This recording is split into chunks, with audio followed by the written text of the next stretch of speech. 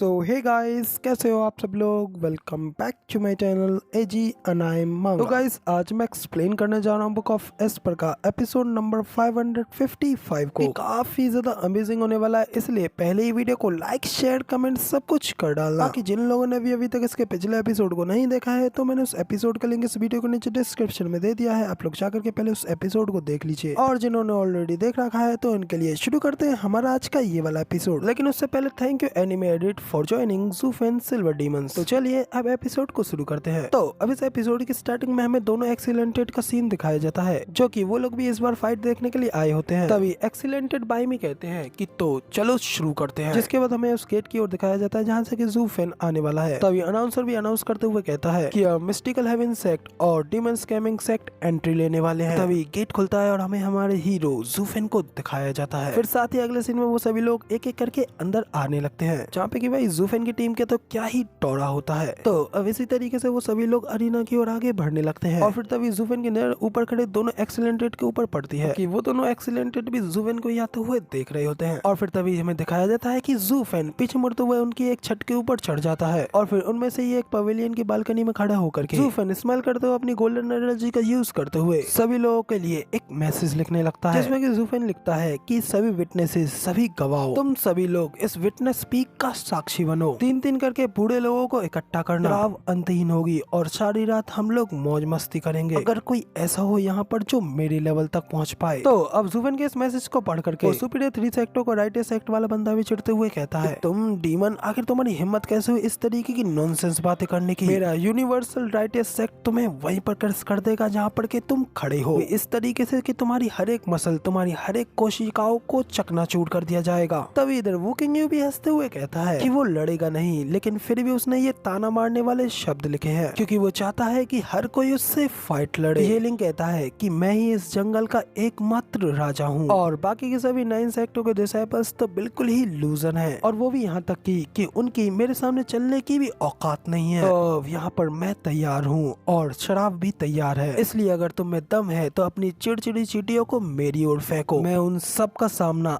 अकेला ही करूंगा। इसके बाद फिर वो अपने सीनियर ब्रदर वुकिंग यू से कहता है, सीनियर ब्रदर क्या यही उसका इरादा है। तो वुकिंग यू कहता है कि मेरे स्तर पर कौन आ सकता है। जूनियर ब्रदर, तुम तब तक स्टेज पर नहीं जाओगे जब तक कोई उसे चुनौती न दे दे, और अब क्योंकि सभी सेक्टों के एक्सपर्ट्स उसे उसकी सही जगह पर पहुंचाने के लिए बेचैन हो रहे हैं। तो यानमो कहता है कि आखिर उनमें से कौन ही सफल होगा। उसे मंच पर ला पाना तो आसान होगा, लेकिन उसके साथ फाइट लड़ पाना उसका पता नहीं। वुकिंग यू, यहाँ तक कि तुम्हें भी उसके साथ फाइट लड़ने में काफी ज्यादा दिक्कत आने वाली है। तो अब इधर यानमो की बात सुनने के बाद तो वुकिंग यू भी काफी ज्यादा इंटरेस्टेड होने लगता है, जिसके बाद वो हल्की से स्माइल करते हुए कहता है कि ये चीज बिल्कुल भी मायने नहीं रखती, लेकिन जो बात इम्पोर्टेंट है वो है हम लोग के पास में अब कोई है जिसके साथ में हम लोग फाइट कर सकते हैं। इतना कहते हुए वुकिंग यू खुश होते हुए येलिंग को शाबाशी देते हुए उसके पीठ पर हाथ मारता है, जबकि तभी ज़ूफेन की नजर भी उन लोगों के ऊपर पड़ती है और येलिंग को देख करके ज़ूफेन की वही सेंसेशन फिर से स्टार्ट हो जाती है। इसे देखने के बाद तो फिर ज़ूफेन भी समझ जाता है कि यही वो बंदा है। फिर ज़ूफेन उसे घूरते हुए अपने किलिंग इंटर को रिलीज करते हुए कहता है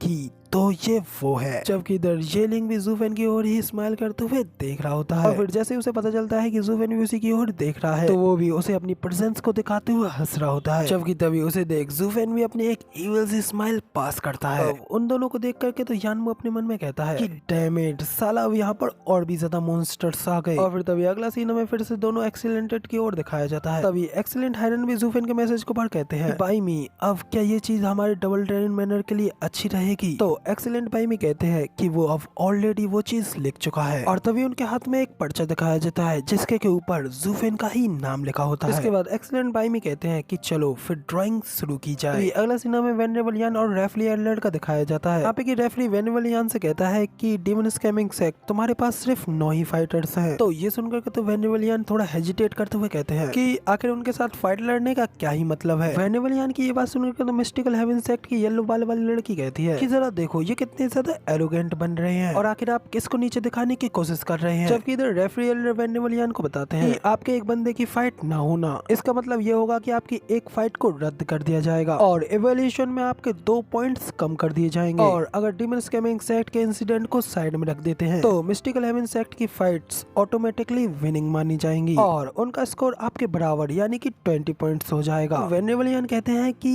ये ठीक है, इससे कोई फर्क नहीं पड़ता और इन लोगों को वो मामूली से अंक लेने दीजिए क्योंकि हम लोग उनसे ब्याज सहित उनसे उनके पॉइंट्स को वापस ले लेंगे। हम बाकी के बचे 18 पॉइंट्स उनसे ले लेंगे और हमारे लिए बस इतना ही बहुत है और लॉन्ग रन में 18 वर्सेस 2 ये हार्डली ही कोई डिफरेंस पैदा करेगा। तो वेनेवलियन की ये बात सुनकर के मिस्टिकल हेवन सेक्ट के एल्डर भी थोड़े दुखी होते हैं क्योंकि उन्हें पता है कि वो उनसे नहीं जीत सकते। वापस से रेफरी एल्डर की ओर दिखाया जाता है जो कि आगे वेनेवलियन से कहते हैं कि ठीक है फिर अब क्योंकि आप इतने ज्यादा ग्रेट हैं तो फिर अब क्यों ना पहले ही फाइट लड़ने के लिए अपने अपने अपोनेंट्स को ड्रॉ करें। और फिर तभी मिस्टिकल हेवन सेक्ट के एल्डर की ओर दिखाया जाता है जो कि अपने डिसाइपल्स को हिम्मत देते हुए कहते हैं कि बहुत अच्छे, हमारे पास अभी भी एक चांस है। किंग चेन, मैं जज के सामने 4-4 की फाइट का प्रस्ताव रखूंगा ताकि तब तुम उस फॉर्मेशन का उपयोग कर सको जिससे कि तुम सबसे अधिक फेमिलियर हो और तुम लोगों को सबसे ज्यादा ल्यूजी के ऊपर ध्यान देने की जरूरत है जबकि बाकी के 3 तो हमारे लिए कोई मैटर नहीं करते। तो अब अपने एल्डर की ये बात सुनकर के उनकी सारी प्लानिंग को सुनने के बाद में वो सभी लड़कियां भी फाइट लड़ने के लिए तैयार हो चुकी होती हैं। जबकि तभी इधर हमें अगले सीन में वेनेवलियन, टाइयिंग, गेंगर और यूएर को दिखाया जाता है। तो तब इधर वेनेवलियन उन तीनों से कहते हैं कि टाइयिंग, कुइगेंग और यूएर तुम लोग उनके सबसे स्ट्रॉन्गेस्ट फाइटर्स के अगेंस्ट हो गए, इसलिए सफलता की संभावना पूरी तरीके से निश्चित नहीं है। और फिर वहाँ जेड स्वॉर्ड फेरी सुई रू हुआ है और मिस्टिकल हेवन सेक्ट की वो 4 स्वॉर्ड्स तो रेड इन स्टेज की 9th लेयर पर है। तो कुइगेंगर, क्या तुम उन्हें संभाल सकते हो? तो तब गेंगर भी थोड़ा हेजिटेट करते हुए कहता है कि कोई प्रॉब्लम नहीं है, हम लोग तैयार हैं। तो वेनेवलियन कहते हैं कि और तुम्हें क्या लगता है कि वो लोग तैयार नहीं होंगे? और सुईरुहा, उस लड़की के पास में एक डीपर स्वॉर्ड है जो कि एक 7th ग्रेड का स्पिरिचुअल वेपन है और एंड पे बात ताकत पर ही आकर के रुकेगी। तो इधर वेनेवलियन ये सब कह रहे होते हैं कि तभी उनके पीछे से ज़ूफेन आ रहा होता है और उनसे कहता है कि सब कुछ बिल्कुल ठीक है क्योंकि हमारे पास में इथेरियल स्टेज के 6 एक्सपर्ट्स हैं तो इसीलिए हमें बस 6 जीतों की ही तो जरूरत है। बाकी अगर गलती से हमें 3 हार मिल भी जाती हैं तो इससे क्या ही फर्क पड़ेगा। तो ज़ूफेन की ये बात सुनकर गेंगर और यूएरी भी होश होते हुए कहते हैं कि हाँ बिल्कुल सही, आपने मास्टर बिल्कुल सही कहा। तो तब ज़ूफेन की इस बात पर वेनेवलियन उससे कहते हैं कि अगर कोई बड़ा खिलाड़ी वहाँ पहुँचे तो हमारी संभावनाएं बहुत अच्छी होंगी, क्या